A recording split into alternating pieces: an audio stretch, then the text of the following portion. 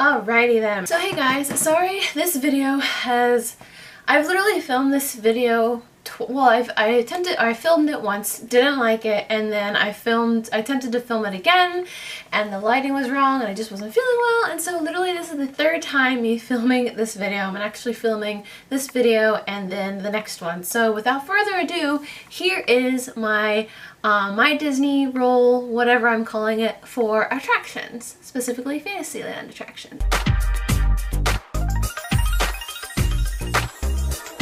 So I'm going to try and do this as quickly as I can, just so that way, because there's a lot to talk about, but luckily I've done more than one attraction, and so I'm going to try and tell you guys more in following videos. So for this one, I wrote down specifically what I'm going to say. Alright, so to start off, and things are a little different now in Fantasyland attractions than they were when I did it. I did Fantasyland attractions for my second college program. It was Spring Advantage, which means I started in January, so my program ended in August, but I extended throughout December. So I basically worked at Fantasyland attractions from January until I think it was like January 3rd of the next year.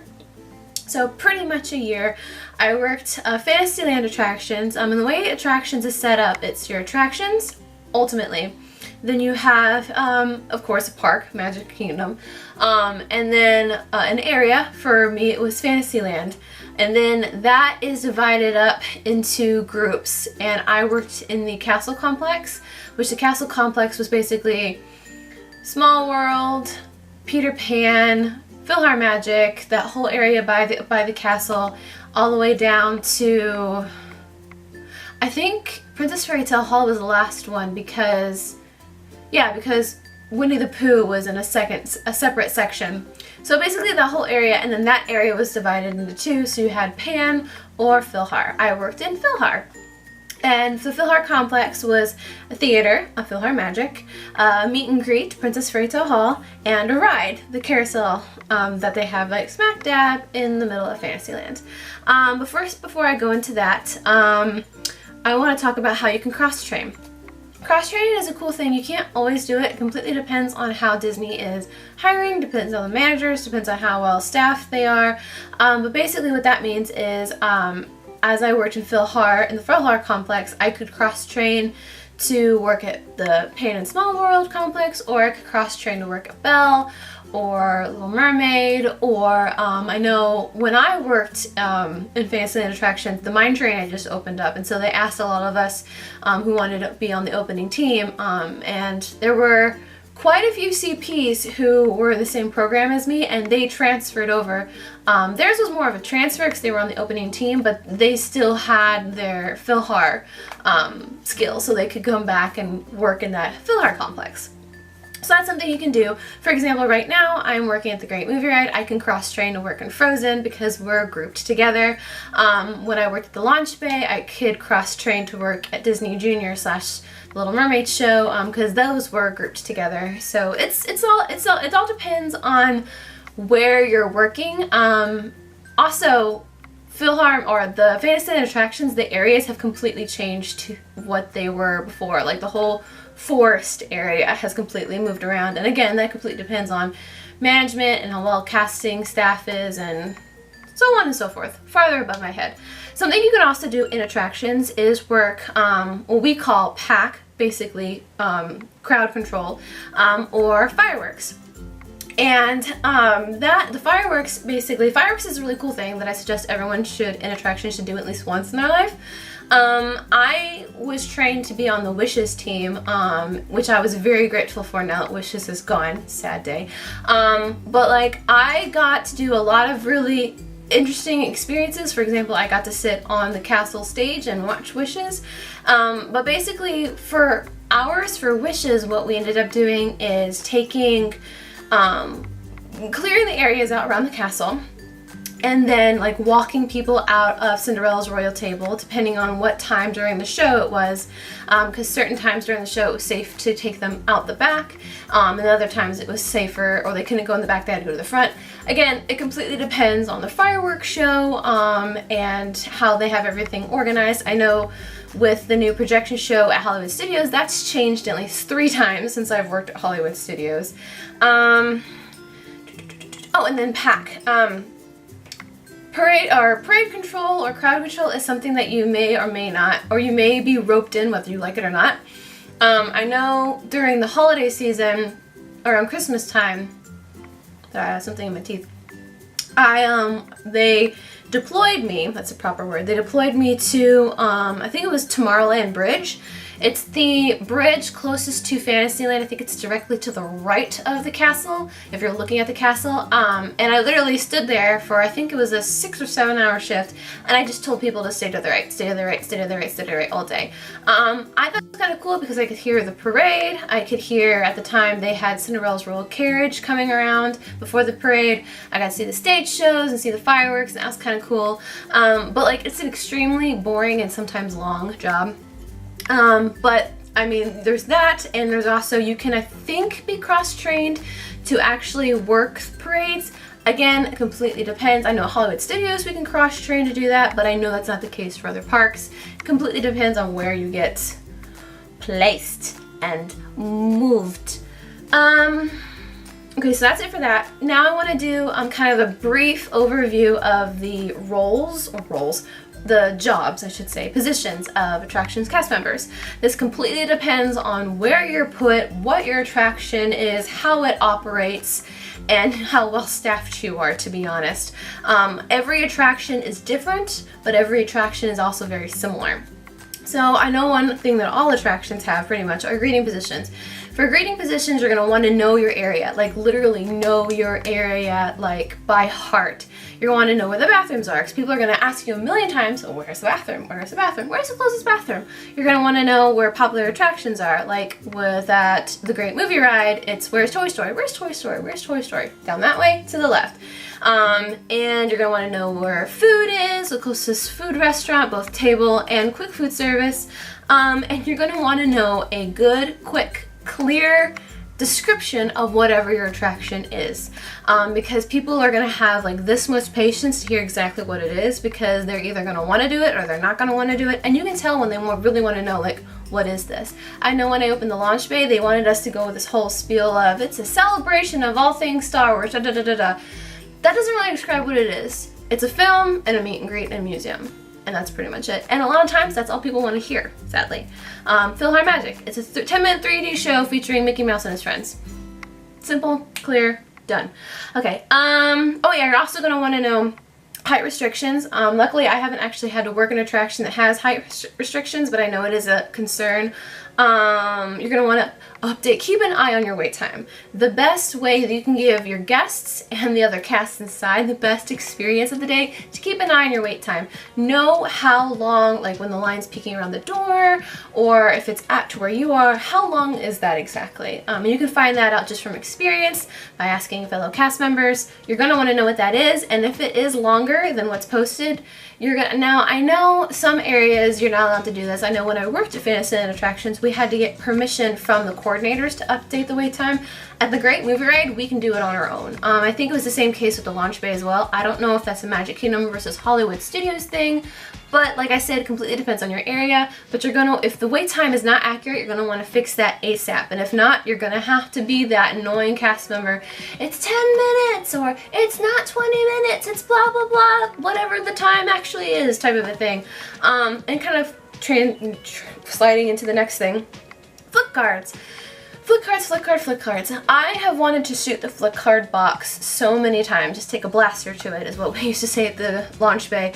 It's a little red cards if you've never gotten them. Basically you scan it once at the front and then they scan it once on the inside. And the more flip cards you send, the close to accurate the wait time will be, the closer it will be. The flip box is supposed to beep every 5 minutes, supposedly. I swear ours beeps every 2 minutes. Sometimes it's necessary, to be honest. Sometimes it's not. I know when I worked at Princess Fairy Tale Hall, people would always get out of line because they'd realize how long it actually was, and so half of our flip cards didn't get scanned because they'd go out of line instead of handing it to the next person. So we literally had to flick every like minute to make sure like every other person was getting one and the wait time was accurate. Again, depends on your attraction. It is an important thing. Just do it anyway, because you're going to want to scan it to get it to shut up anyway. Oh, and also where your nearest Fast Pass kiosk is, because sometimes people will walk up and be like, I'm not going to wait that long. I need to get a Fast Pass. At the greeter position, people are going to ask you the weirdest things. I've had to set up card accounts. I've had to literally plan people's vacations before. It's not necessarily your job, but I mean, if you're standing there and not doing half of those things because it's just a slow day, not needed to, you know, talk to somebody, make their day. Going on to the next one, Fast Pass return. It's very similar to the greeting position. You pretty much do more, like half of those at least, maybe not the flip card stuff, but you're going to want to you're going to learn how to do DIS return times, which is basically the handicap pass, and then you're going to need to know, and I like how I put this, know when to let guests in. Now, if you don't know what Fast Passes are, you need to stop what you're doing and go learn that right now, because that's something you're going to want to know how to do. And also, you're going to need, and I say know when, in the sense of like, if your wait time is like a couple hours long, you probably shouldn't let your guests of 20 in an hour early than their Fast Pass states. You know, the Fast Pass system is divided or set up a certain way for a reason. I know it's worked for me, and it sucks when it doesn't work for other people, and it sucks when you can't let people in and make their day, but unfortunately it's like, look, you're 15 minutes early, you have a whole hour and 15 minutes before your Fast Pass ends. Go do something else and come back. Go and rest and come back. They don't really get that that's how it works, but you gotta. Yeah, okay, next one, Fast Pass merge, kind of leading on to another bad job. Is this actually still recording? Let me check. Yeah, it is. Okay. Sorry. Fast Pass merge. Fast Pass merge can either be really great or really not. Fast Pass merge, when I worked at Princess Fairy Tale Hall, that was the first time I'd ever had a crowd of guests who I did not know chant at me to literally let them in, and it was traumatizing. I will never ever forget that. Basically what it is you learn how to merge the Fast Pass line and the standby line. Fast Pass gets first priority, of course, and there's a certain ratio for that. I'm not going to explain that, but your attraction has a certain ratio for that. You're going to also have to learn how to stay calm when standby wants to eat you, because you'll be like, especially like at Great Movie Ride, you'll be like letting people in, letting people in, and then here comes a long line of Fast Pass people. It's like, sorry, I gotta stop you and I gotta let everybody else in. And I know it sucks to be the person that's stopped. I know it sucks, especially when you've been waiting an hour and a half, and now these people who waited 2 minutes are now coming in. But it's like, the way I explain it to guests sometimes, it's like, you know, do you have a Fast Pass? Would you like it if I let all of the standby people in instead of you when you made a Fast Pass for a reason? You know, you gotta learn how to either just don't look at them or just smile and keep them entertained so they're not thinking about the fact that they have to wait longer. And also load. Remember where you, like, where this is loading in, like, people onto attraction. Remember where you put the people, and then you also have to be able to figure out how to do math quickly in your head. It's like, okay, I've got a party of 5, the ride seats 2, that means I'm gonna have to put them in 3 different rows, which means there's gonna be 1 empty space so I can fill it with another odd party. And sometimes that can be I know that's the most difficult. I didn't have to do it when I worked at Fantasyland attractions. I have to do it in Great Movie Ride now, and it's literally the most stressful position at the Great Movie Ride I have to deal with. I'll talk more about that later, but that is something you're gonna have to learn if you get, say, Mine Train or Peter Pan or Small World or something like that. You're gonna have to remember where you put people, and don't overload. One thing I could say is definitely underload your boats or your cars or whatever. Don't overload them, because then they have to wait for the next one and then it's awkward. Okay, now I'm going to do really quick in this video with a quick pros and cons for each one of my attractions. PhilharMagic. I absolutely loved the show. I loved the show before I worked there. I liked loading people. I learned how to get them to go all the way to the end of the row in a timely manner. And I loved Philhar. You get them in there and they're all seated, and then you sit and you watch the show, and then you get them out, and then you bring in the next one. And because it's 10 minutes, that's not too long, that's not too short. Honestly, I personally really liked it. The only cons, I think, were when it was super, because I was a CP, I was a closing person, when it was super late at night, like I remember one night we had extra magic hours till 3 o'clock in the morning, and there were like 2 people in my show. A show that seats almost 500 people. There were 2 people in my show. And you just like, when you're seeing the same thing over and over and over again, you start to like do this. So that was the only con for that one. Princess Raids a home meet and greet. I got to help welcome Anna and Elsa in there. Before they came, it was great. We closed early because we didn't have much of a line because it was a meet and greet. Most people who want to meet the characters are little ones, so typically they leave the park early. That's how launch bay was. And I loved the area. I freaking love that queue line so much because it's Cinderella's castle, and I fell in love with the music. I loved being so close to the princesses. There were several closing moments that I got to have with the princesses, like the one time Ariel came and I got to hang out with her for a bit before we left. That was a great shift. Cons. I got to welcome Anna and Elsa there, so that taught me how to be a real cast member. How to, unfortunately, crush dreams. But no, it taught me how to have patience with guests who don't have patience. And unfortunately, it taught me how to say no, because I had this philosophy, I didn't want to say no. And it learned that I had to say no. I'm sorry, I cannot let your 2-year-old, who is impatient, skip the line just because they're impatient, because there's about 10-20 more 2-year-olds in line who are waiting the 2 hours, you know? And they used to do the whole, like, but this is all my daughter wants to do. It's like, well, then it's all your daughter's going to do. You know, it's a priority thing that it's like, you know, if they really want to do it, then wait in line, you know? I mean, it sucks that we didn't have fast passes because they were all gone like 2 months in advance, but like, that's not your fault. That's not my fault. And that's not even the guests' fault. It's just how busy they are. But I guarantee you now, Anna and Elsa, you go to see them, they got like a 15-20 minute wait. So it's just, you gotta learn how to keep the smile, be nice to them, you know, and try to give them another alternative. Like, you can go see Cinderella and Rapunzel. It's only a 25-minute wait. But anyway, that's that one. And then the carousel. I hated the carousel. The only pro I have to this one is that it had a good turnaround rate because the ride was only like 2 minutes long, and then you load a bunch of people in there. So the queue line was never really that long. I think I only ever saw it at like maybe 20-minute wait, which is not bad considering. So those are like the pros. The cons, it was an old attraction. It broke down all the time. People never sat on the horse properly, so there were a lot of safety problems. But that kind of, all 3 of those attractions kind of taught me how to be an attractions cast member in different areas. Like, it was a ride, but it was a short, small ride. It was a meet and greet. That one was kind of getting thrown into the deep end of the pool. And then Philhar, it taught me that I really like theaters, and I really like working theaters, which is probably why I will cross-train to Frozen, maybe, one day. Anyway, let me make sure we're still recording. We are. Awesome.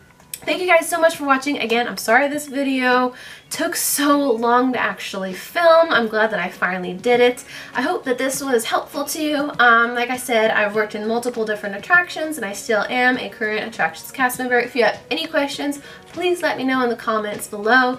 Attractions is probably my favorite role ever, and if I transfer again, I probably will be going to another attraction, that or merchandise, which is actually my next video that I'm going to be filming. So thank you so much for watching. Hit the like button if you like to, hit subscribe for more videos. I don't really post a whole lot of videos on this channel as much, but go check out my Danny Diary videos channel, YouTube channel. I post every day on there about what my life is like as a cast member and just living in Florida. And yeah, bye guys.